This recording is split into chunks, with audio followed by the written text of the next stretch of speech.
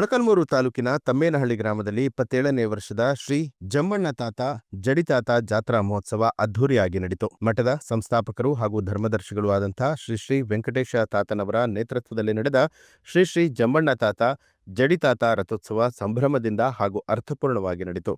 ನಾನಾ ಪುಷ್ಪಹಾರಗಳಿಂದ ಅಲಂಕರಿಸಿದಂಥ ಬೃಹತ್ ರಥೋತ್ಸವ ರಾಜಬೀದಿಗಳಲ್ಲಿ ವಿವಿಧ ಸಾಂಪ್ರದಾಯಿಕ ಧಾರ್ಮಿಕ ನೃತ್ಯ ವಾದ್ಯಗಳೊಂದಿಗೆ ಶ್ರದ್ಧಾ ಭಕ್ತಿಯಿಂದ ನಡೆಯಿತು. ಈ ವೇಳೆ ತಮ್ಮೇನಹಳ್ಳಿ ಸೇರಿದಂತೆ ಸುತ್ತಮುತ್ತಲಿನ ಗ್ರಾಮಗಳಿಂದ ಆಗಮಿಸಿದ ಸಾವಿರಾರು ಸಂಖ್ಯೆಯ ಭಕ್ತರು ಶ್ರೀಗಳ ಆಶೀರ್ವಾದವನ್ನ ಪಡೆದು ಪುನೀತರಾದರು. ತಾನು ಒಂದೊಂದು ಮಾತಾಡಲಿಲ್ಲ, ತಾನು ಒಂದೊಂದು ನೋಡ ಬಂದೆ, ತಾಯಿ ನೆನಪಾಗಿ ಕಣ್ಣೀರು ತಂದೆ, ತಮ್ಮ ನಮ್ಮನೆಗೆ ನಾನೋದೆ, ತಮ್ಮ ಒಂದೊಂದು ಮಾತಾಡಲಿಲ್ಲ, ತಮ್ಮ ಒಂದೊಂದು ಮಾತಾಡಲಿಲ್ಲ.